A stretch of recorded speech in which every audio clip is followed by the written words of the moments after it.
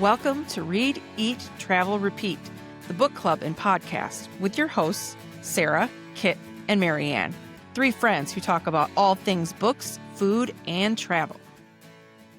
Welcome, readers, eaters, and travelers to Read, Eat, Travel, Repeat, the podcast and book club where books take us beyond the page. I'm Sarah. I'm Kit. And I'm Marianne.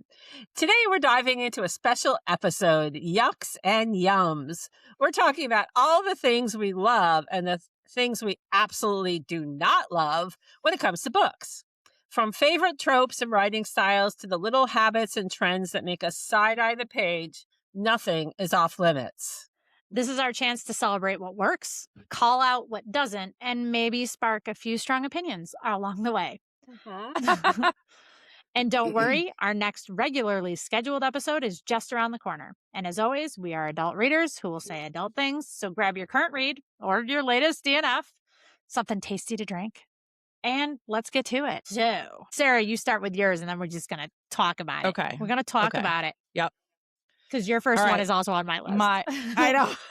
It's on everyone's list. I am a sucker. My first yum is the one bed trope. Yes. Yes. Only one bed, every time only I'm one reading room. a book and they there's a storm. They've got to stop in this hotel. I'm like, and there's only going to be one bed left. There's always one hotel room with one bed. Or, hey, we're staying at my parents' and you're my second one, only fake dating. One bed. We're Yes. fake dating. And I'm sorry, you have to sleep with me in my childhood bed because my parents think we're together and there is only one bed. And it's always like a childhood bed. It's like size twin. Yeah. And you're like, Yeah. Like we you're gotta in get college cozy. We gotta get again. cozy. Yeah, you're like, Yep. yeah.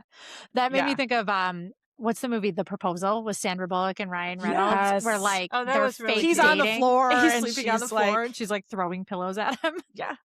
That fake dating is like, Yes. yeah, My I don't know why I love it. favorite only one bed is Olivia Dade. Her books, I don't know what it is, Yes. and this ties to one of my like yums is self-aware books. If you've read her, I'm going to blank on the series, but it's spoiler alert, All the Feels and Shipwrecked are the three books in the series. Okay. Where the main character in the first one writes fanfic, and like everyone reads fanfic. So they're fully aware of the tropes and they get super, super excited when they find themselves When the living tropes the tropes. happen. Yeah. So in All the Feels, they stumble into the only one bed trope. And I can't remember the boy's name. I think it's Alex. Is like, he's like, is it happening? Or is it happening? Do we have only one bed? Oh my God, it's happening. Like he gets so excited. What do they call that in theater? Like when you, the fourth wall, right? So like, Yeah, almost Yeah, breaking yeah. the fourth when wall. you break where the you're fourth wall But, because like Everyone in the book is totally self-aware about what is I happening. do love that. When I they love that. realize, they're Yeah. like, Yes. oh my God, we are living the one bed trope. yeah. Yes. And You know, she it's funny, does the same thing in I forget the name of she has a short novella. It's a Christmas book. It was part of a series. And it's her two main characters are working in essentially the Wienermobile, but they don't call it the Wienermobile because Yes. trademark. And it's they have to cuddle. There's a storm, and they have to cuddle up in the back of the Wienermobile. So it's only one Wienermobile. It's like phenomenal. I should say too, every Hallmark movie there's a storm and you can't get out. There's a storm. However, it's never bad enough that you can't get into town. Right. You just Right. can't get out of town. You can't get out of town. And I love that with books too. Like, Which, the that's storm's our- coming. We're stranded. That's our closed location. What do we keep calling it? Yes. It's not a locked door. We don't or closed door. We don't like that. It's That's a whole locked different. door. It's a locked door. Where you're like, Yes, but I it could should be say a it, locked door. island or Yeah. a locked town. That's fun. Is the new BK Borison? She wrote. It's called "And Now Back to You." It's like the second one of her series. My review is all the tropes: grumpy sunshine, Yes. forced proximity, enemies to lovers, and just one bed. So Perfect. all, No, all Yeah, in one forced book. proximity. How can I? Yeah, forced proximity. Especially if All it's the enemies to things. lovers and you're forced Yeah. to be together. You're like, Yeah, you there's- just know you're Yeah. gonna fall in love. Yeah. Yes. Um, Sure. I do love a grumpy sunshine too. Mhm, I think mhm. I think there's something about women that we think when you can be the one person to get through to somebody. Mhm. Yeah. I mean, I feel like if my own girls have that relationship, I'd be like, no, screw Yeah, that. No. Screw Yeah. that It's not your guy. job. But but also like, I'm like, oh, but it's so cool and romantic. I can't He think hates of everyone until he but meets you. me. Yes. And now, Yeah, I'm and the now one. he's, he's a mopey mess and he's crying all the time and he just But he loves you. smiles at me. Uh-oh. Right. I like when it's flipped, where like the girl is the grumpy and the guy, yeah. And he's like the golden retriever energy. But I can't. Was Just My Luck like that? He was pretty grumpy sunshine. Yeah, 'cause wasn't Yeah. he? No, but she Yeah. was. Wasn't he like more? No, because No. remember he was all stressed out because the donut shop was going down Oh, and he yeah. felt all this responsibility and she was just kind of happy-go-lucky. Yeah. Yeah. Remember she was like couch surfing on all her friends' Oh, beds. yeah. I do also, obviously, and I feel like this is probably with anybody who has a hobby, a good horse book. Yes. One that's actually like the people know horses. I'm sure it's Yes. the same with the people who are like a soccer book, a baseball book. Yes. If Right. you have a hobby that you know a lot about, Mm-hmm, I love it when it's like, yes, this feels real, not like, wow, the Barbie movies. But when The it's Barbie horse accurate. movies are so bad. I Or read like an the art- person who becomes a Grand Prix jumper in And a you're matter like- of a month, even though Right. they've never ridden a horse before. Right. Like that's not. They're Or a they're natural. gonna win the rodeo. Yeah. They're gonna ride barrels on this horse, and they've never ridden one before. That's not Yes. how. Yeah, it has to be where it's Yeah, realistic. you know, don't go to the Olympics overnight. Like it's And even that same way with like locations. I know that's one of Kit's pet peeves is my like big pet peeves. Yeah, I that- ended up putting it under Yums because I felt like I had too many things listed as yuck. So I wrote the inverse of I like a book that has good research. yes. There you go. Like, I like There you I go. like when it's clear that the author has done their due diligence and done the legwork to make sure that it's then that was my biggest. I'm gonna get so much hate for this. My biggest issue with Heated Rivalry was the hockey wasn't accurate. And I Yeah. don't know if it was A just lot of in the people have book. said that. In the TV show, it definitely wasn't accurate. And I was Yeah. like, yeah, like you two super hot dudes, like totally down for that. But I was so taken out of both the book and the TV show when the hockey wasn't. I was like, that is not how you sub. right. Like, what are you? Yeah. Like, I couldn't get past the fact that you're calling a timeout to put your line change in. Like, what do you mean? That's not. What do you mean? Oh, okay. Like, that's not how it works.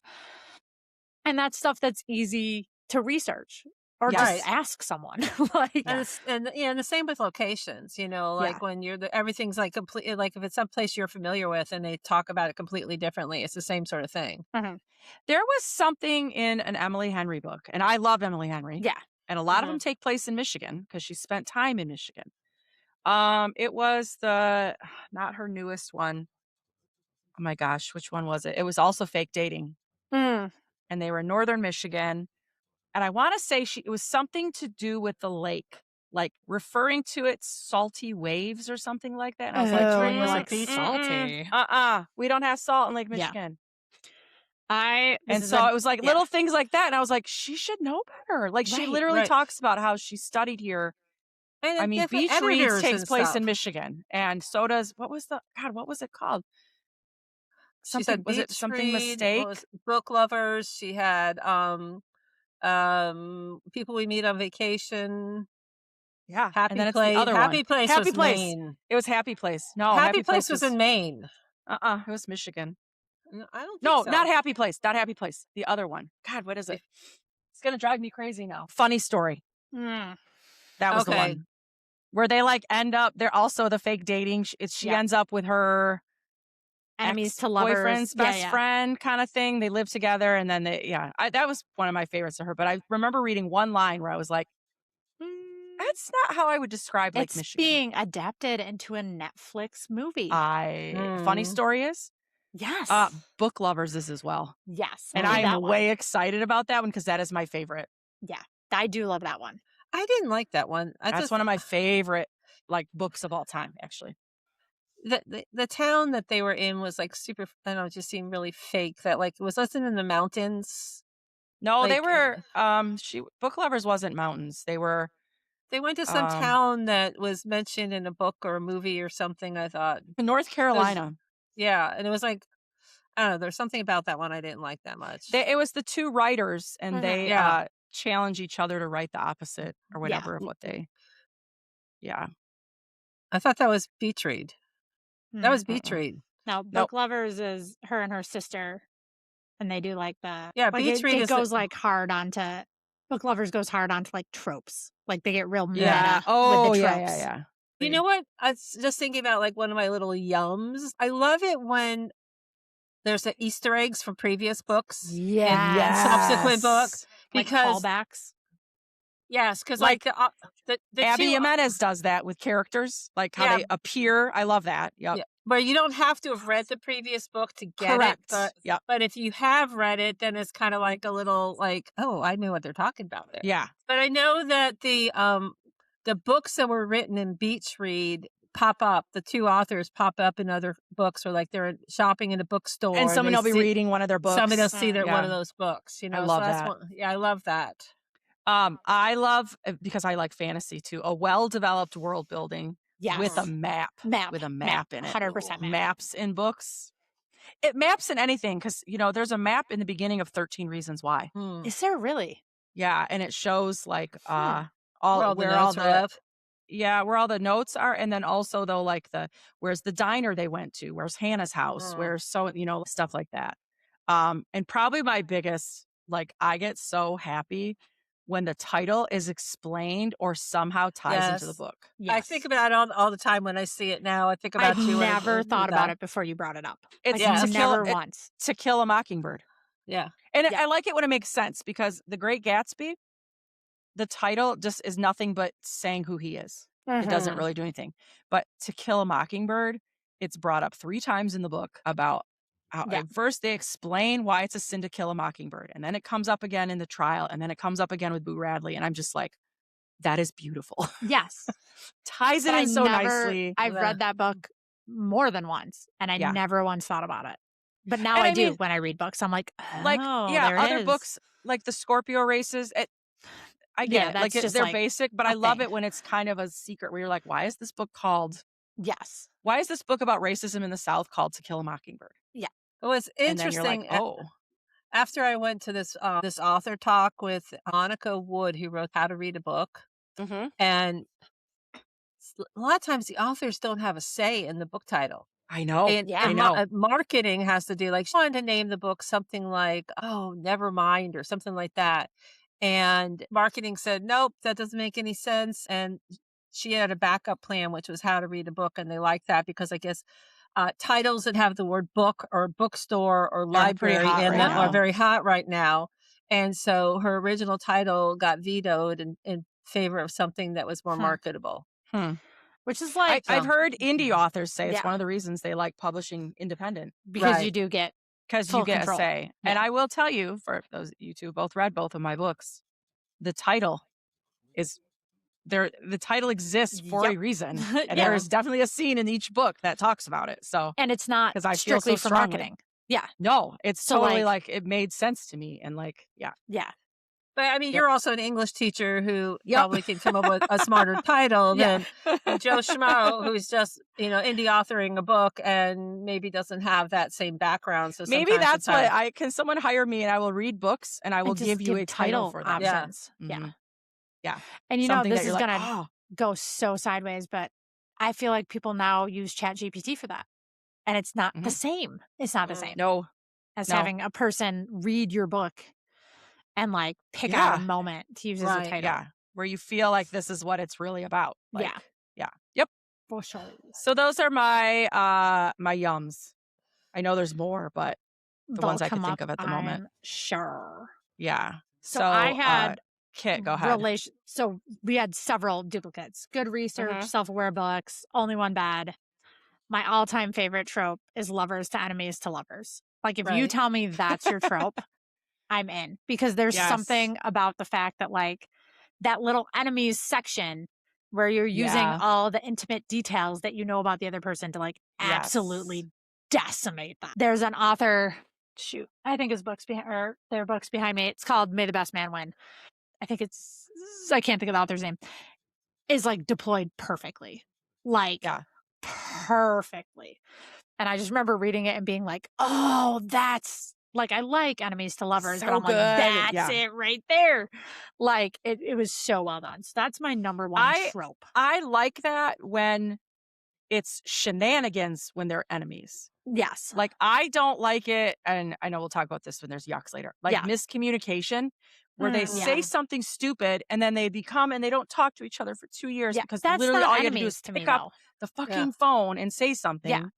And now you're like, That come on. Yeah, that feels I like it fake when it's like enemies. shenanigans, Like, where I'm like, you got to be all in. Like, it's yes, war. You know what a yes. great example is?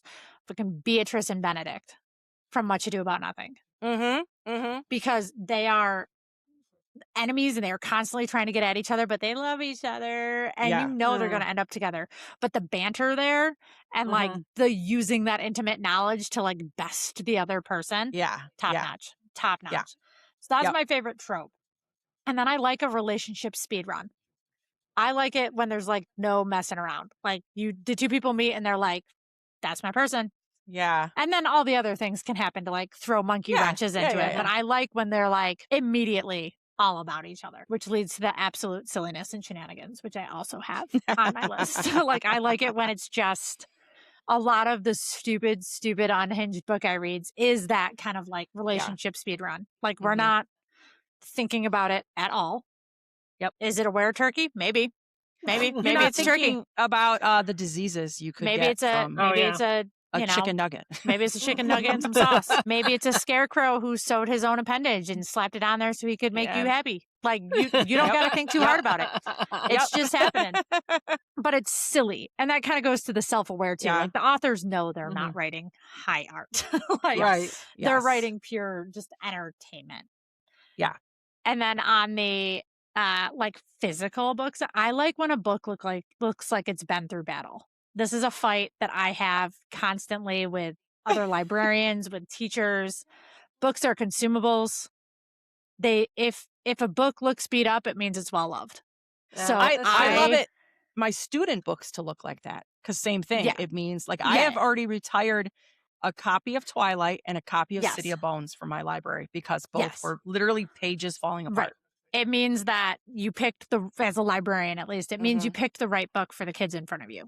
And they loved it so much that it absolutely fell apart. Because even if you're treating your books well, if you're reading them a lot, they're going to start stuff happens. They start to look beat up. So I love it when I see, books on my own shelf, books on other. I like it when you can tell, like, oh, that book is loved. Yeah. So I like a good beat up book. I don't mind spines cracked. I don't mind pages folded. My teaching copies are pretty beat up. My To Kill a Mockingbird, the pages are pretty yellowed. Gatsby, the cover's starting to tear off. But I've got notes and everything written inside, and it's annotated, and I'm just like, oh, that does make me happy. That part does, I feel happy when I see books that are just absolutely destroyed. And I would have teachers that would be like, if they damage a book, they got to pay you. No, they don't. No, they don't. If they're intentionally damaging a book, for sure, that's different. If I watch them try to stick a pencil through the cover instead of reading it. But if they're just happily reading it and like pages are falling out, nope, don't care. Or if they I had a lot of kids when I did elementary school that would turn a page too fast because they were excited about what was going to happen. And it rips. And it would rip. Cool, just bring it up. We'll tape it. Like, your only responsibility is to tell me. Like, you don't have to feel bad about it. We just fix it. So I like a good beat up book, especially if I'm like antique book shopping. A lot of people like pristine antique books. I like to see that they were like written in and like somebody read this 100 years ago. Those are all my yums that were not covered under Sarah's yums. How about you, Marianne? Okay, so I like good banter. I love it when like they just like especially like if you're listening to an audiobook and you got a good narrator and they can really like especially if there's like comedic banter. I mean, comedic timing is just perfect. I like good banter. I like nicknames when the characters have pet names for each other, and not just like boyfriend, girlfriend, but just like I don't know. There's something that just makes them the people more real when they have nicknames for each other. I like interesting locations. Yes. Like, because, you may know me, I love to go travel to places. We all do. That's why we are reading Travel Repeat, because we like to go places we've read about. And so I don't really like fake locations. I like real locations that I could potentially visit. And then that ties into like what you guys were saying about good research, where, I'm not rolling my eyes because I know that those two places are not in relation to each other. Like years ago, I read this arc and I have no idea what the book was, but it was supposed to take place in Disney World. And the main character's talking about a hotel inside Magic Kingdom. And I'm just like ready to throw the No, book across the no. room because there is no hotel Nope. inside Magic Kingdom. And like pretty much anybody could tell you that. Yeah. I love sometimes too when an author will take those interesting locations or like a normal location and make it interesting. Like Cassie Clare in City of Bones. Yes. Like she writes about places that are in New York, Right. but makes them magical. Like And Blackwell's gives it Island like was one of them. Like I spent a ton of time looking at Blackwell's Island because it exists and it has this old asylum on it. That what right? if- Is it what that if right? The you Blackwell's really- Island. It has the What old if- asylum from, and there it shows up in the book, but it's really magical. And I'm like, Yeah. I like that. Where that kind Yeah, of What if it really unusual- is a portal to another world? Right. Yes. What if? But she also did good research. And so yes. it was able to go, there's an island called Blackwell's Island. And I look it up and I'm like, oh my gosh, yes, it is. It's actually Yeah. a bird sanctuary now because Right. nobody can live on it and all. And I like that research, like you said, that but makes it interesting. Yeah, Yeah, I think absolutely. there's that piece of like the magical realism. Yes. I remember the first time I heard that as like a description was A.S. King for Mhm. like the Dust of 100 Dogs, Yeah. whatever that first book was that I remember she came out with, where she was talking about how like all these places I'm talking about are real, but they're magic in this one. Right. Yeah. Like so you just add this like secondary element to it where you're like, Yeah. oh shit, like maybe. Yeah. Like maybe it could Well, that's like be magic reading there. our when we read the Storyteller, the one in Yeah. Ireland, but also Story like collector. Ireland, Story Collector. These places existed, Mhm. but Right. also there were like fairies and stuff that made it kind of Yeah. magical. Like I get sometimes where they have to make up a location for certain parts of the Yeah, book yeah. because, especially if something bad happens there, they don't want to like make it look. Right. But I like it when most of it is real. I don't really like fake cities and fake Yeah. places. For at least for contemporary, Mhm. contemporary novels. Obviously if it's a fantasy, you got to make up all that Yeah. stuff. But if it's something contemporary, realistic, I like it when it's like just the make it take place in an actual city, like a like the book we're going to be doing, like these summer storms. It takes place in Rhode Island, but Right. Storm Island doesn't really exist, Yeah. but it could. It could. yeah. Yeah. Well, that's like the Rose Hill series. Oh my gosh, I'm blanking. Those super cute romance ones. That Wild Love. She wrote Wild Love. There's like 3 series, and there's those little towns, or even like Amy Award does it's like fictional towns, but in Colorado, and like this town could exist. So to totally exist. I have such mixed feelings about those books. I know. Sometimes I'm 'Cause like, I love want them to exist, but so also, much. yeah. However, the Denver Mustangs kills me every time. Like, Oh, yeah. or whatever. Like she renamed the Denver Broncos, but made it. I would, if you're going to do it, make it totally different. Right. Like make it Well- like the Denver Falcons. or Because whatever. weren't they playing too? At one point, they're playing like the at the time it was still San Diego. I think it was San Diego Lightning. Lightning. Yeah, I was instead like, of the San Diego Chargers. Yeah, if you're gonna which do are it, now like, the make LA it, like, Chargers or whatever. totally different. Yeah, Like, that yeah. That actually was like my least That favorite one is thing about her weird, books. but like I love her books though. But I was like, But I love that really? when it takes place, or like I read, Cody Hall writes all these Christmas books, and they all take place in a town called Mistletoe. Mhm. Right. And all of them, it's like this Christmassy town in Colorado that she kind of makes up. But it still feels, I don't know, it's like one of those, it feels like a real place, but also Yeah. not. Like you're not trying Yeah, to, you're not doing poor research on something. You're Right. creating, Creating something new that fits in the Mhm. same Mhm. aesthetic. Let's see. I also like when the main character has a dog. I mean, it makes me Yes. like them more. But the one thing I said was a yuck and a yum is sometimes when there's like a really good narrator, because I listen to a lot of audiobooks, like Julia Whalen. I love her. But I was just listening to One True Loves by Taylor Jenkins Reid. And Mm. Julia Whalen had also narrated Atmosphere by Taylor Jenkins Reid. Yeah. And there's times when like the characters, like the sound of them overlaps. I'm like, wow, that sounds just like Hank from Yeah. Atmosphere. Yeah. When, Yeah. sometimes that's kind of a yuck and a yum, because I mean, I think Julia Whalen is an amazing narrator, and I'd listen to anything she Mhm. reads. But sometimes when she's reading like the same author Yeah. on different books, that the voice it's hard for them to make their voice Yeah. different enough. So that's a yuck and a yum. It is a problem when you start getting into audiobooks. Yeah. Yes. The you're Frida McFadden has the same narrator on a lot of the books. And I think that's why a lot of them run together. But the one I have on hold right now, Julia Whalen narrates. Oh, So I'm like, one? so it's a Dear Frida Debbie. McFadden one? Yeah, Dear Debbie. Oh, she does. One of my Oh. coworkers was like, you gotta. I have it on hold at the library, so I'm next in line. So I'm excited to listen to that one because it is a different narrator. I think, and I even noticed Christine Lakin, who narrated the Unwedding, also narrates The Tenant by Frida McFadden, but a lot of her books are narrated by Lauren Allen, something like Alman, something like that. And they do start to run together. I'm like, I know that voice. that voice. There she is again. So when it was someone different, I went, oh, like, having somebody voice. like doing different genres too, like Julia Whelan doing a Frida McFadden, that's kind of not her normal genres. So then well, apparently you are going to make a little more sense. Yeah, she has a different presence when she does a different. Well, she has a different name for. Oh yeah, like some of them many of them do. Yeah. Many of them do. Like our favorite. Yeah, we'll talk about. We're not there talk about yet, him later. Marianne. I'm totally going to talk about him because I can't. But I guess that could. I mean, that's our segue into Yucks. Because I did not listen to a lot of audiobooks like until recently, and the first audiobook I listened to was Tusk Love, and he was the narrator, and I was like, what are you guys talking about? It's really good. It's the right role. Like it's the right person, right story, right character.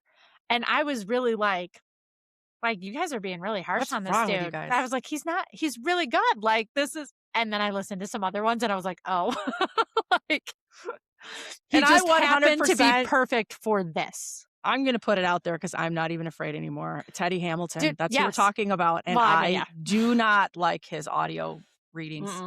He could not read the dictionary for me. It does nothing. Bleh. I just don't like it. But again, I know I'm not the only one. To, I was like, either love good. or hate him. But I think you're right. Like I always say he sounds like a detective noir. Yes. I think he would be really good narrating like an Agatha Christie or some sort of like thriller. But the romance, no. Yeah. And he was the voice of Zayden Ryerson in Fourth Wing, and I'm like, what are you thinking? No, that's just awful. Thank God Zayden only narrates. He only has like a chapter per book, so he doesn't really. I wonder how narrators are chosen. Is it an audition process, or once you're like that guy, you just? I think once they're that guy, because there's a few big ones that I think they just stick. I'm sure Julia Whelan doesn't have to. Right, but have to audition anymore. Oh, I'm sure she has kind of almost a pick of who. She wants to narrate for, and but. Now, it was interesting. There was a big controversy with Abby Jimenez and her narrator for the most recent book because The Night We Met, right? Yeah. Oh yeah, he's I missed all of this. Well, I got pulled the up. loop apparently.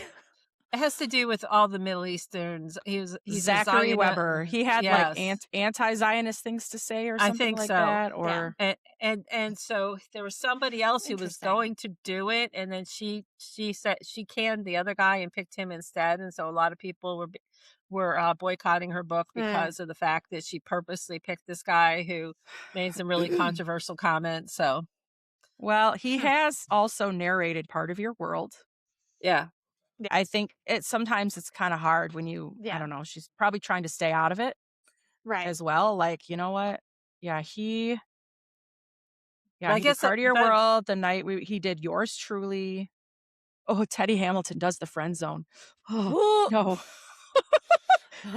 Zachary Weber also did Happy Ever Playlist. Yes. He did Life. He's literally done every single one of her books. So I can kind of understand wanting to stay with that because you've kind of had him for everything, but at the same time. Yeah. I guess now with the internet, 20 years ago when these were recorded books for the blind, nobody would have thought twice about it. But now with the internet where we can Google these people and see what they look like and see what, it's like, I think that's making this whole big change, big difference. So I feel like I missed out on this because before Audible, before Amazon bought them, they were known as Brilliance Audio. Oh, really? Brilliance Audio was in Grand Haven. in my hometown. Oh, yeah. And I'm like, how many? And Grand Haven's, you know, kind of a bigger town, but also a sleepy little town. yeah. We have a lot of like famous people come here that nobody ever knows. You hear Yeah, about you, it like, don't know years it. Yeah. later. Oh, did you know Michael Jordan lived here for like Mm. 10 years in a house? What? Like it was his summer house, whatever, you know, Yeah. things like that. And I look at some of the older things like Amy Tant, she recorded her own, like a lot of when the authors would record their own books, they would come to Grand Haven and record them at Brilliance Audio.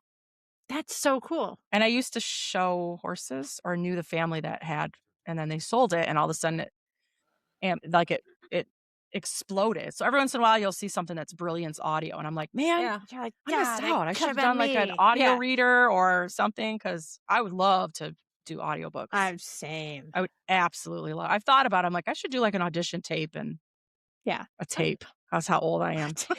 I'm gonna put it down on tape. Yeah. I know I've gotten I'm pretty sure I've gotten audio arcs from Neck Galley that are from Brilliance Audio. Mhm. They might And still I'll- be like their imprint or like, you know, a separate. Yeah. There's another one called RBI, which is like Recorded Books Incorporated. Yeah, which yeah. is the one that used to be originated as like for recorded books for the Classics. blinds. Yeah. Oh, they For do. the I feel like I've had a lot of those for classics. Like if we're listening to Shakespeare, it's Yeah. always like free on Yeah. which I think is really cool. Okay, so should we So. get into our The yucks? yucks. Yeah. Well, we Who's started with the We bad. started. Oh, that's true. The bad- Sorry, Teddy. Yeah. Well, If There you was- ha- I if mean, you happen to be listening to our podcast, we apologize. I'm sorry. It's just a But we personal don't like preference, it. dude. Yeah. Like Yeah. it is interesting how a good narrator can make or break a book. Mhm. I listened been to a- Quicksilver. I did Mm. not love by is that Cara Bast? No, that's not Cara Bast. I don't remember who wrote Quicksilver, but I did not like the male off the Yeah. narrator in that either. And a lot of people love him. He was too gravelly, like his voice. Yeah. I was Mhm. like, I can't. Yeah. You know, but And there's been like a couple books where which book did I went back and listened to one of Lisa McMahon's books, oh, which is the one with the desk, Crier's Cross. Crier's Cross. Desk on the cover. I didn't love the narrator there. And I was like, oh, how Oh. interesting, because I really liked that book when I read Love it. that book. And Yeah. I was like, okay. So there's like some, and then obviously like the flip side is true. There's been a couple books that I tried to read and then I went and listened to it instead. Like Truth or Beard is one of them. I could not get through the Yeah. book as like Yeah. reading it. And it was on Spotify and I listened to it and I was like, oh my God, okay, I do like this book. But the narrator is what made it. Well, you know what else that makes a difference for me is the speed I'm listening to. Because if Yes. it's, if Depending it's at on the regular person's speed, voice, oh, yeah. I mean, I can never listen at regular speed. I always have to speed it Mhm. up some. I'm always but, at like, least some, 1.25. Yeah, but Yeah. sometimes, like Same. depending on the person, I have to put it up to 1.5. You know, so that makes a difference too. Yeah. I feel speaking of narrators, and one of the best, and I think is probably what really helped the audio industry grow is Jim Dale, Harry Potter. Yep. He was the first really doing those books. He had so many voices. Everybody had a Yes. voice. Every character. He is still one of the best narrators, and he did all the original recording of the Harry Potter Mm-hmm. books. And I feel like it was kind of around that time where people started to go, People wait, noticed. people will listen to books, not Yeah. because they can't read. Right. You know, I think before it was more like an accommodation, and now it's like, I Yes. just like to Mhm. listen. Yeah, I just like a like good to listen narrator. while I Yeah. walk or while I drive. Or, Yeah. Yep. yeah, Exactly. it's another So, option. okay. So Right. I had Yucks. some of my other yucks. Kit, you're probably on this one with me. I hate it when the couple breaks up or something happens and then Yes. they're back together because she's pregnant. I Yeah, hate that's pregnancy Like tropes. I hate where I period. I feel like when no. the pregnancy is like the linchpin of any story, whether a Yes. breakup's involved or not. Yes. Unless it's a yes. story about like being a mother, like obviously like that's fine. Yes. But like yeah. if like you getting pregnant changes the trajectory of the whole story, Yes. I don't want it. I that don't drives care. me crazy. Hate it. Yep. Yeah. Like Sometimes I'll be reading and I'll be like, "Oh, please don't get pregnant. Don't get." I know this is right. where it's the like you can feel it. This the is where it's minute coming. they and start, I'm like, she's "Ugh." like, I just felt sick this morning. I was like, don't fucking be pregnant.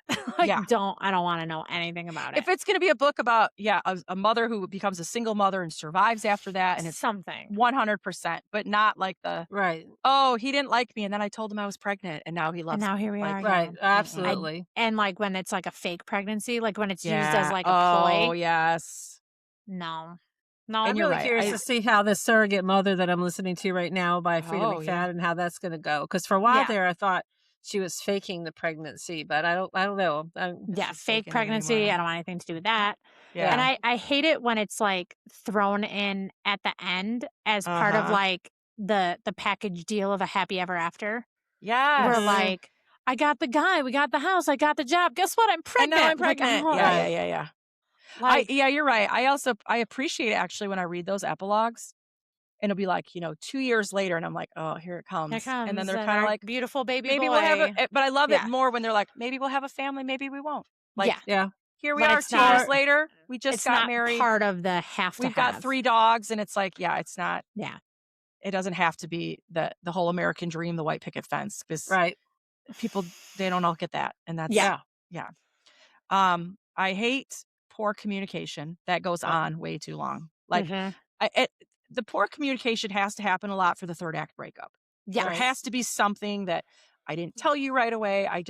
But dude, that guy better be going over to her house that night. And we better Yes. have like closure in the next chapter where he's like, I'm so sorry. This is what happened. Yeah, you can get pissed and walk away. And it can't But when seem you get like pissed and walk away and 6 months go by because you were too Yeah. much of a too pansy much that of you chicken couldn't shit. pick Yeah. up the phone and like, oh, Right. that drives me crazy. And sometimes it seems so contrived, like it's a miscommunication Oh, for yes, the sake of like absolutely. you're like For that the would sake of not have happened. miscommunication. Well, Yeah. and even And one of especially the- yeah. nowadays, when you've got so Oh, many yeah. ways of getting to, you don't even have to Yes. speak. You can text, you can just Yes. say, hey, Yeah. we can do something to break the ice. Yeah. One If of it's the- like I'm mad and I need a couple days or whatever, I just hate it when it's like they then don't gotta talk think for on it 2 for a years. second. And I'm Right. like, come on. That's dumb. the Frida McFadden books, the housemaid ones, it wasn't like a romantic miscommunication, but like they didn't know the girl's past. And I'm like, you have a fucking phone in your Yeah. hand. Right. Google it. Like Yeah. those kind of things where I'm like, you have the ability and the access to figure out a solution to this miscommunication. Yeah. And you're just willfully ignorant at this point. Yep. Drives me up the wall. Skipping important scenes. If you're reading a book and this doesn't usually happen in romance books, but other books, you're building up to an event and I turn the page and like it's going to happen. Yes. And they turn the page and it's like 6 months later. And you're like, I'm like, motherfucker. yeah. That the first time that happened to me was Snow Falling on Cedars. It's a beautiful book. I haven't about read that book Japanese, in so long. Japanese internment camps, up in the Mm. Pacific Northwest, and they're building up to this court case. And you're kind of like, okay, like you're here we go. emotionally prepared. Yeah. Like this is going to be like Mm. court case from To Kill a Mockingbird or something Yes. like that. Like you're waiting they've been building it up for several chapters. I literally flipped the page and it was like a year later. And I was like, are you kidding me? There was It felt like an author cop out. Mm. I there feel a was little bit like another that book about we talked about that Mockingjay. involved. I Yeah. feel like she got to the end and it was like, I'm just going to kill people off. And then it's like, no, I feel like there's Yeah. important scenes that needed to happen that never happened. And they just kind of got. I think that goes. It may go. We talked about this with another book, and I'm trying to remember Maybe. which book it was. Where it was a court case, though. Like that's the piece Yeah. that jogged my memory, where Yep. it jumped the court case, and we talked Yeah. about the fact that is that an intentional device to like skip that, or is it? I don't. My research isn't good enough. Lack I of don't research. want to get it wrong. That's what I feel. I feel like it. Do you know what I mean? I feel like it comes across as I didn't want to deal with a court case. I didn't know how Was to it write it. So I'm something just in the skipping perfect it. marriage or the perfect divorce? Yes.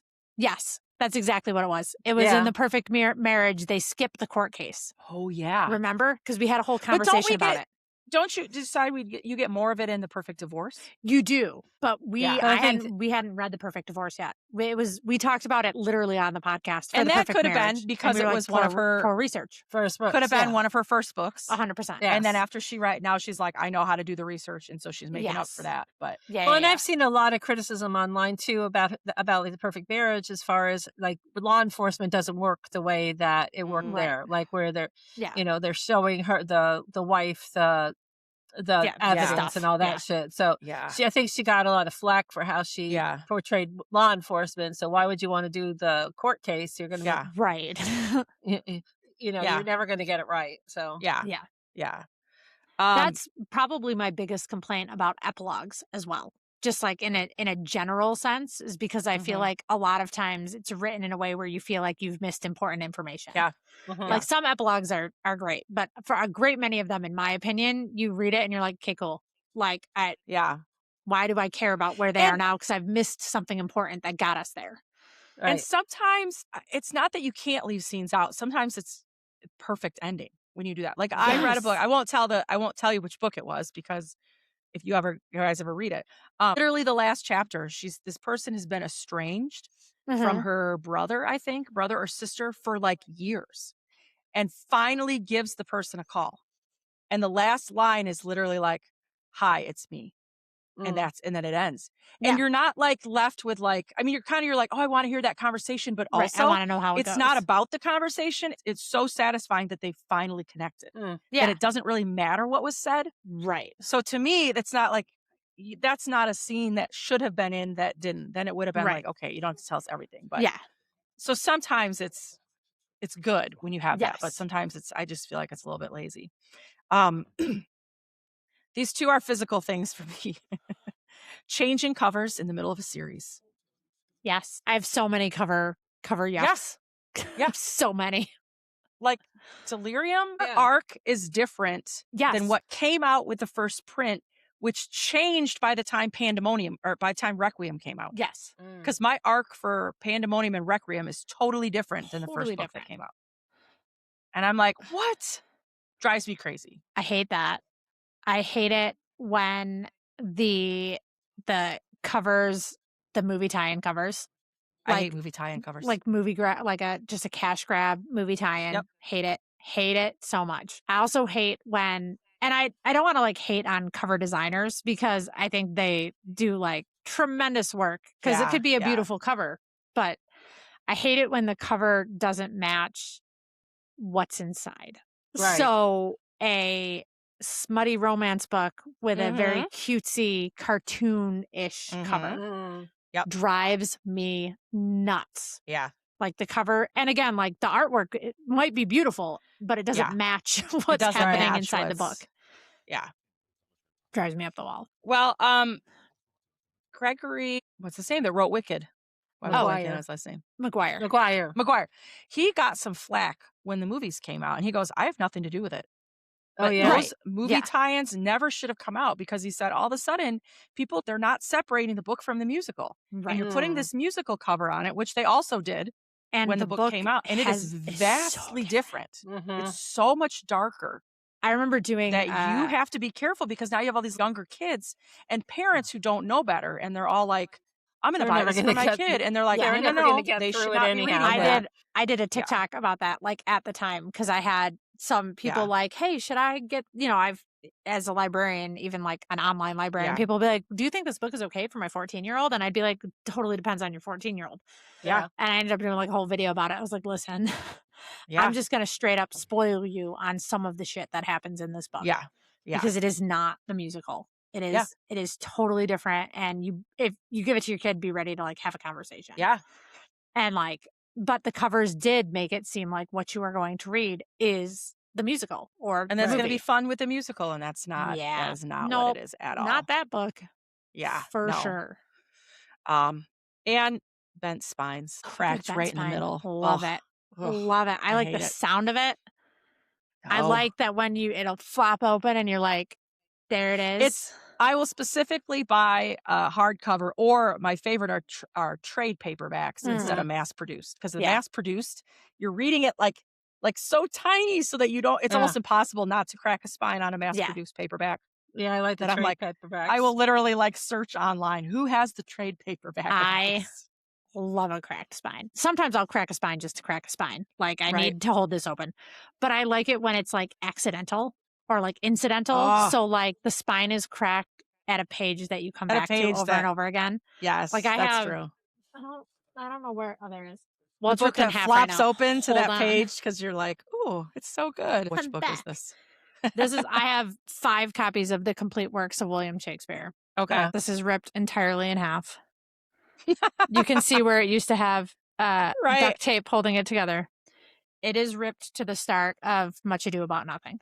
Uh-huh. because I read it so often. So much. The rest of and then it's cracked right here at 12th Night, Mm-hmm. which is my other favorite play. So it's cracked in 2 spots. And I lost the other half. I don't know where the Much Ado About Nothing half went. I lost it like so long ago. But I have so many copies of the complete works, and they are all just beat to hell and cracked in the same spots. Oh my God, but I love it. that's like an accidental. Like, I go to this page so often Mm-hmm. that it naturally just Yeah. shattered. And that was like a pretty decent, like, that was a well-bound book. That was not like... You know, I like is cookbooks like that. Yes. Like I have a cookbook that used to be my mom's. I have a cookbook like that too. Like that I would make Christmas cookies out of. And I only have parts of it and it's got splatters on it. Yeah. And I like that in a cookbook. But I like, you know, if I was a book was gonna be on my shelf, I like for it to be pretty. But yeah. We have I kind of like beat. we made it yesterday actually. Paul got a cookbook a few years ago. The Godfather cookbook. It's literally all the mentioned food it before. and all the Godfather. We have the chicken and potatoes all the time. So I literally take the book and I go, whoop, and it opens right to the page because that's where we make it so often. It's like a sheet pan dinner with lemons and garlic and potatoes and onions and thighs and legs. And you just stick it all, you know, with olive oil, just a super simple rosemary, fresh rosemary on it. But yeah, a good cookbook that just opens to the page. I'm like, I don't even look for it. I just open it up and there it goes. Perfect. Yep. I love that. All right. Kit, what are your yucks? Let me scroll. Pregnancy trope was number 1. There's nothing I hate more than a pregnancy trope. Yeah, and I agree with you too, because a baby should not be like it's not a ploy, a bargaining. It's not a bargaining chip. Yes. It's not what equals perfection. Like some people can't have children and never will, and that doesn't mean that their life is any less, or their relationship is any less happy. Yep. I even hated it in Twilight. Oh, Twilight's probably the one where I was like, it's like oh my the God. worst. They're making well, you know, I was just, of course you're pregnant. And your baby's a vampire and you need to drink blood. Of course. Well, you know, and I was just listening to One True Loves by Taylor Jenkins Reid, and it's about this woman whose husband goes missing and is presumed dead, but then she moves on and she gets engaged to this other guy, but then the husband comes back, and that's all like it's not a spoiler because it's all like in the description. Yeah. But like when she's with her husband, I'm like, don't get, whether you have to one of the guys, don't get pregnant, don't get pregnant. Because then you're going to have to, that's going to be your deciding factor. Yeah. I'm like, So I was just doing that yesterday, like yelling at the book, don't get pregnant. Don't do it. Use a condom. Like there's so many ways to not be pregnant. Right. Right. Yeah. Right. And then my second one that I will die on this hill. I love this one. Is so much. the love not triangle. It is not a fucking triangle. That is a teepee. I hate the term love triangle. Like if someone's like, it's a love triangle in this book, I will go back to Twilight over and over again. Yeah. Unless Edward and Jacob are fucking in the tent. That is not a triangle. That's not a love triangle. It's not a love triangle. That is a teepee. You both inexplicably are in love with Bella Swan, but unless you are also in love with each other or at least catching some feelings, you are not a triangle. Yeah. Drives me like up the wall. Then it's just two people. It's an angle. Yeah. Like it's two people in love with the same person, not a triangle. Yeah. It's the same way I feel about people who are like, I got some assless chaps. They're all fucking assless. They're all that is. I say that all the time. That's how chaps are made. They all are. That's the point. Yeah, like that's the purpose. Same thing. Assless chaps. That's how they're built. Shut up. That's what they are. That's how I feel. Just literally what they are. That's just the definition. Idiot. Yes. Like, let's talk 100%. about, do we need to go back to geometry? A triangle has 3 sides. Yes. So I will die on that hill, particularly. And then slow burns, which is the opposite of my first yum, which was I like a relationship speed run. I hate a slow burn. To an extent, like a totally normal, realistic slow burn, fine. Where like, they're both kind of like, ooh, I like that person, but like, you're not ready to pull the trigger yet. Mm-hmm. But when it's like, years and kiss years, her already, and you're like, for the love of God, just smash. Like everybody knows you two belong together, so just do it. And like and it's not miscommunications, it's just we're going to take for fucking ever. Oh, we're best friends. Do you know what? And I just don't want to ruin our friendship. Yes. Do you know what that makes me think of? And I hated it, and I know she cleared it up literally immediately, but in City of Bones, okay, Yes. we go 3 books. Yes. They finally hook up. But wait, he's your brother. Oh, no. But he's not. Like they convince it, like the next chapter they talk about. So you're Oh, kind dude, of it's literally like immediately. or the next book, like Yeah. immediately, so that the reader knows. But Yes. they do not know. So they go through the Correct. next 3 books with this weird tension between them, thinking that they can't be together because they're brother and sister. Right. And by hooking up, we're talking It was like, YA. yes. So Right, they were yeah. just making out, Yeah. But spending the night together in the same bed, but not doing anything. But did you watch the City of Bones TV series? I watched part of it. It's pretty good. Like it's pretty better decent. than the movie, because Yeah. the movie, I feel like the movie was good, but then because they didn't tell the audience member that they weren't really brother and sister, I think that's why they never continued the series, because they ended it on that. And you're like, dude, you can't have this romance between them, and then be like, just kidding. Yes. Well, and that's like the movie was okay. I like Jamie Campbell Bower in the as the I lead in that loved one him as better Jace. than Dom Jace. Sherwood. Dom Sherwood was Yes. fine, but I loved Jamie Yeah. Campbell Bower in that. But and that's another not love triangle. Fucking idiot. Yes. But yeah, that was like why? Why? Yeah. Why? I mean, like I get you're trying to like give a reason why these two can't be together, but Right. like, did it Yeah. have to be that one? You couldn't have like come up with something else. Well, then you get to the 6th book, and they're literally like, we're going to die tomorrow, so let's just hold each Let's other do right it now. And they anyways. still think they're They siblings. And you're still like, think they're siblings, and in you're your like, but brain, you're like, not. I know you're not. But the fact that they're kind of, Jace is just kind of like, Clary, this war is happening. We're going to die. Yeah. I just want to hold you. I want you in my arms tonight or whatever. But that's your And you're- sister. Like you think that's your Yes, sister. you think that's your sister. So that's what That's makes so it gross. bad. I know it's not your sister, but you think Right. it's your sister. Yeah, there I was. still love that series, but maybe that's I still why I like- like some of her other ones a little more than that one. But Yeah. Mortal And Instruments I was my think favorite. anytime like either like I mean the babies kind of thing, siblings, Yeah. like any kind of familial tie used as like a plot device. Yeah. I don't hate them all, but like they don't really ever super work for me. When you're No. like, surprise, I'm your dad, and you're like, Yeah. really? Like we couldn't have found another way to like, That's true. unless that's like the very true. main point of the story. Yeah. But like when it's Yeah. just like a surprise, dad's here, Mhm. and you're like, Mhm. ugh, why? Like, what does that have to do with anything that's happening right now? Yeah. And then cliffhangers with zero like plan of a sequel, Yes. or like not even. It doesn't even have to be like no plan of a sequel, but like no schedule for a sequel. Yeah. Because there was that one book, The Lost City. Maybe I read it like way back at the beginning. I read it as an arc. It was phenomenal. Ended on a cliffhanger.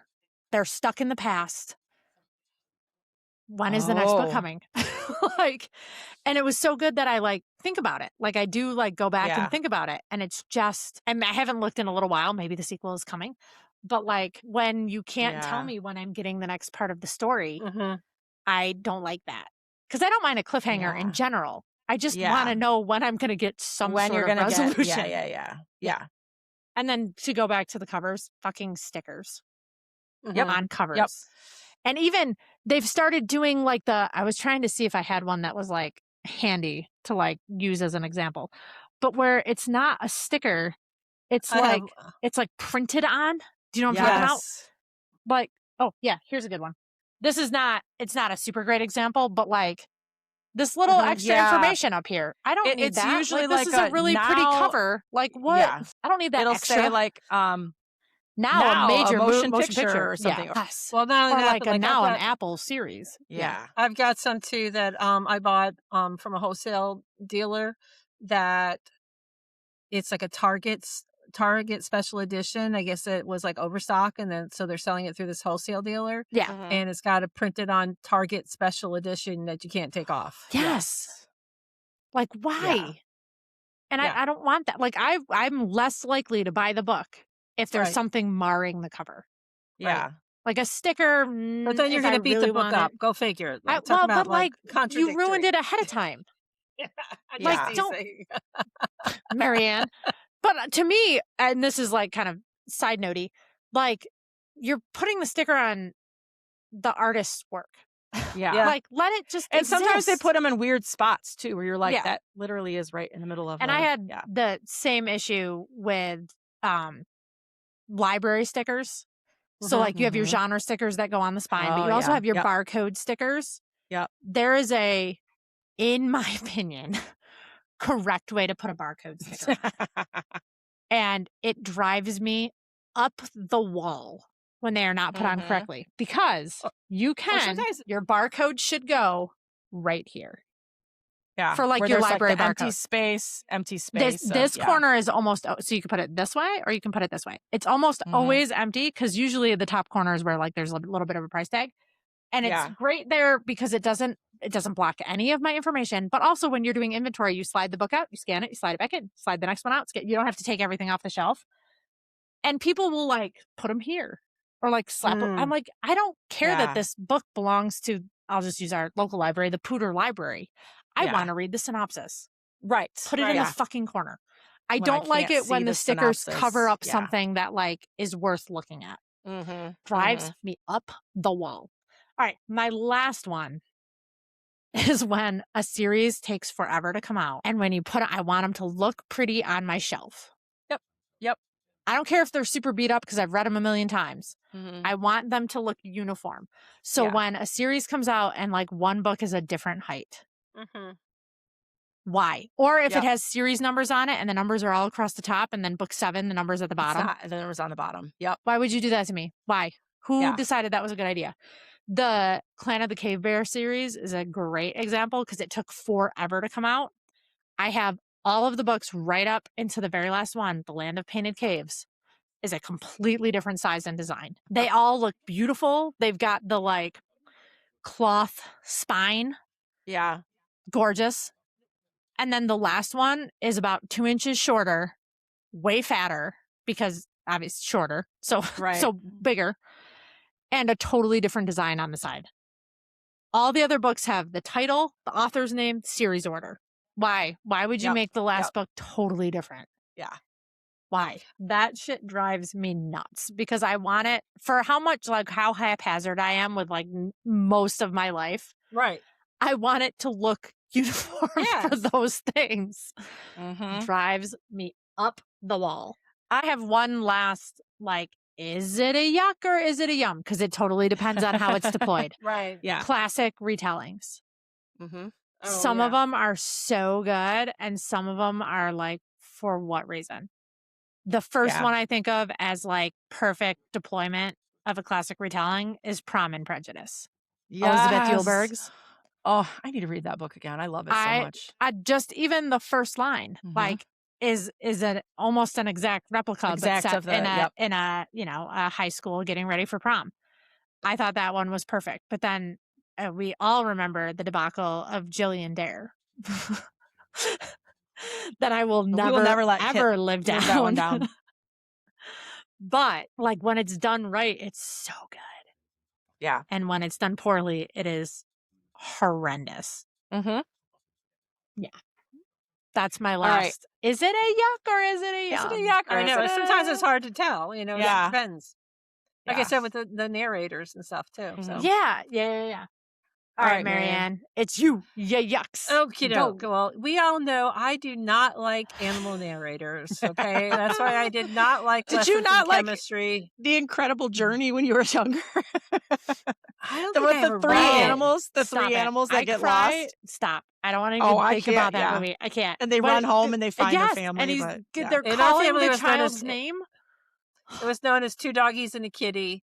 And I remember Jerry coming home one time when Caitlin and I were watching it, and she was like 2 years old, and she and I are sitting on the couch sobbing. Sobbing, yeah. And he's like, "You've seen this movie before. You know how it ends. I don't can't- care. It doesn't matter. Every once in a while, just the last scene when they're they coming come When they're over running the over the hill. over the hill will Yes. pop up on TikTok or Instagram. I cannot Yeah. watch it. I will scroll Yes. right past so fucking Yes. fast because I can't. I don't want to Oh cry. my I don't want gosh. it. I don't want it. That's one of my yucks. I don't want it.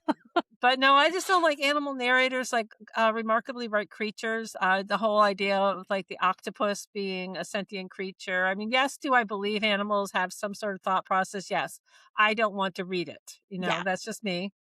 And the same thing with 6:30 or 5:30 or whatever 5:30 30 and it was. perfect And not perfect lessons in chemistry. Lessons chemistry. in chemistry. I did not want to think that this dog was going to pick up the kid from school and was judging. I Yeah. mean, I have a dog because I want unconditional love. I don't want to I think mean, that he's judging me. I mean, I'm sure he is, but I don't want to think about that. Gus has just started doing the like that Yeah. the doggy head cock thing, and I was like, oh no, adorable, but also I don't need you judging me. Like, don't you do that? Right, exactly. So I don't want to know what they're thinking. Yeah.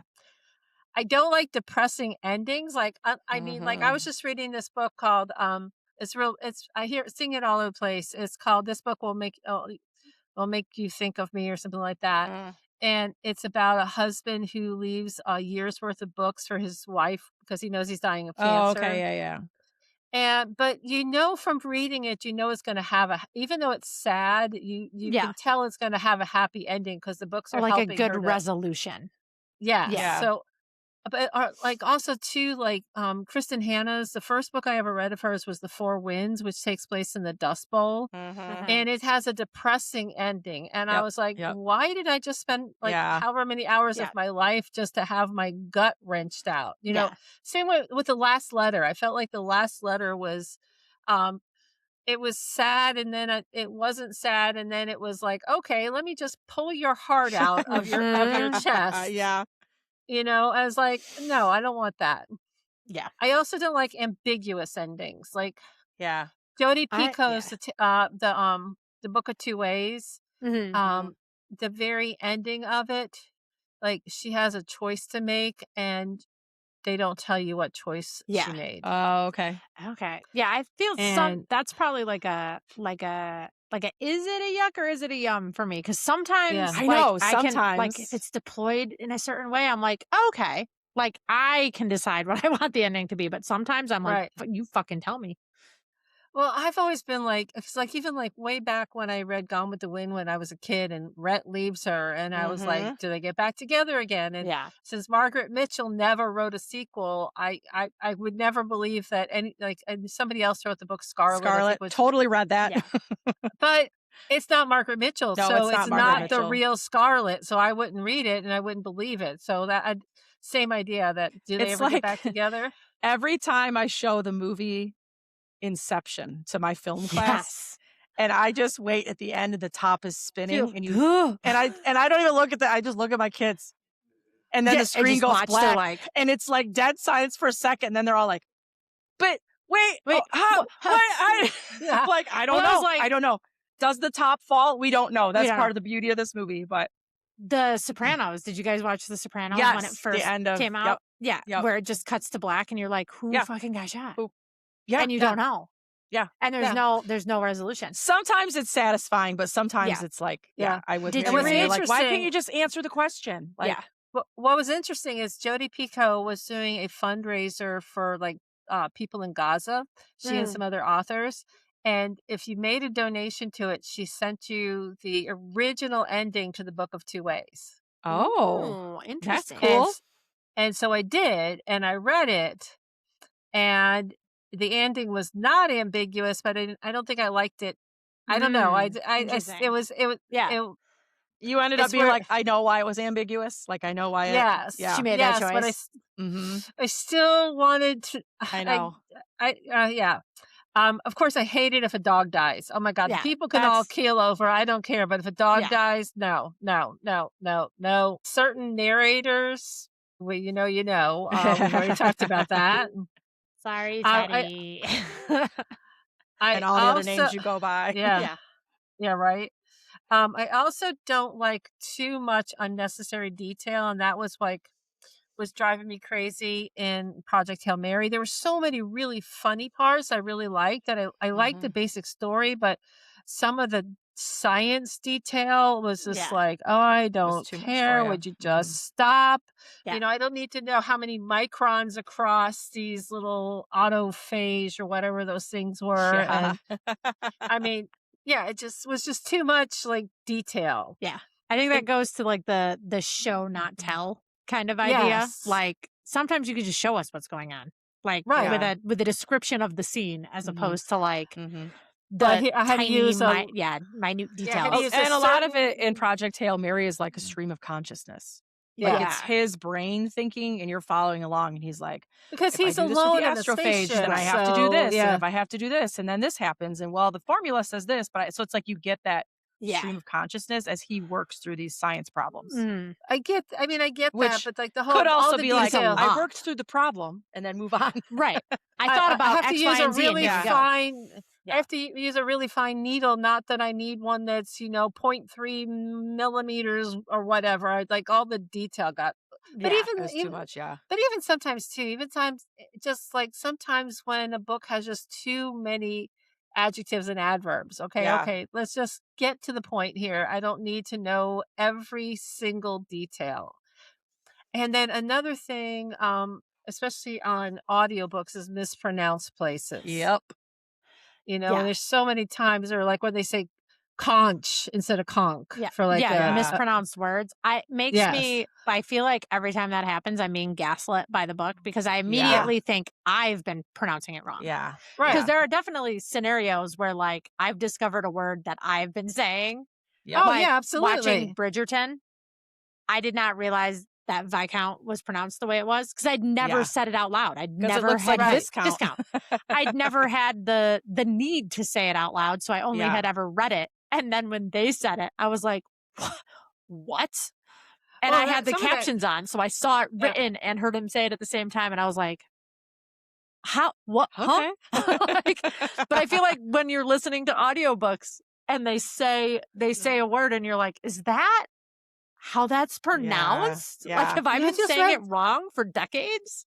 I just read, maybe I forget what it was, but they were talking about conch shells, and I'm conch. like, it's a conch. I Yeah. live in Florida. I know Is it these really? things. So yes, I did not know that. Yeah, it's a I've conch. always said conch shell. Because when No. you listen to Lord of the Flies, they say conch. They can't say conch. I Well, wonder, yeah, I wonder if it's different in British, like in It could British be. English, Yeah. because the original Like book I listened schedule. to And was narrated by William Golding, and he says conch shell. jewelry. Hold on. But like if you think about it, British, they say schedule, like you wear a waistcoat, not a waistcoat.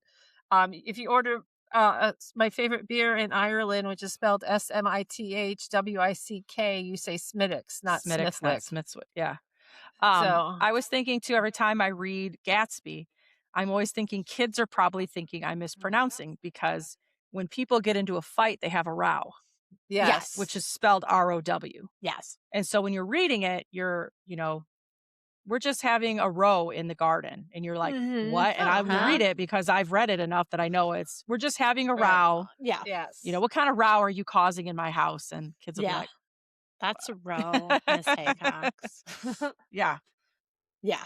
Yep. So, So yeah, I'm with you on that those one. would be my yucks that I could think of right now. Yeah. So. Well, we kind That's of a have lot. a lot. That was a Time. lot. So that's it for now. Thank you to everyone for joining us as we talked about all our yucks and yums.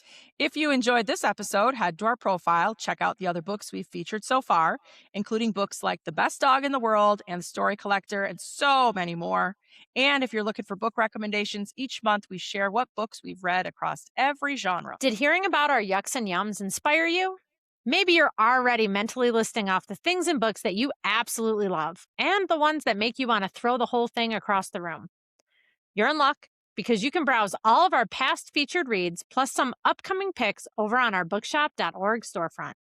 And the bonus is that every purchase supports independent bookstores, which we love almost as much as a perfectly executed trope, a writing style that hits just right, and stories that remind us why we keep coming back, even if there are some bookish icks. The link to our shop is bookshop.org/shop/RETR-book club, or you can head right to our website. The link is on the front page. So shop smart, shop indie, and read recklessly. And try to avoid your biggest bookish yucks if you can. Got something new, our RETR Substack, where we keep the conversation going with behind-the-scenes thoughts, bonus content, and all the things we didn't quite fit into the episodes. Don't forget to follow along, subscribe to the podcast, and leave us a review. We genuinely want to know what you think. And yes, we will absolutely read it and obsess over it. And we'll be sending text overanalyze messages and back and overanalyze. forth. What does You'll this be our mean? new best friend if you say nice things. We'll give you a shout out here on the podcast. Yes, always. We'll buy you a beer. Yeah. Marianne will buy you a beer. Yeah. Maybe a Smittix. Yeah. Maybe. And as always, let us know if there's a book that you think we should feature or just add to our monthly TBR, because we will, in fact, die buried in our TBRs, and that's okay with us. Absolutely. I think it's a pretty good way to go, honestly. Yeah. But I can't decide what I want to read next. Speaking of TBRs. Yeah. That's how I get. I'm like, what do I read next? I'm looking through my NetGalley and I'm like, I don't know what I want to read next. So anyhow. Well, until next time, keep reading. Keep exploring. And don't forget to pack the snacks. Ba-da-da-da. I feel like we need like a little jingle. I went with clearly the McDonald's jingle. Da-da-da-da-da. I'm loving it.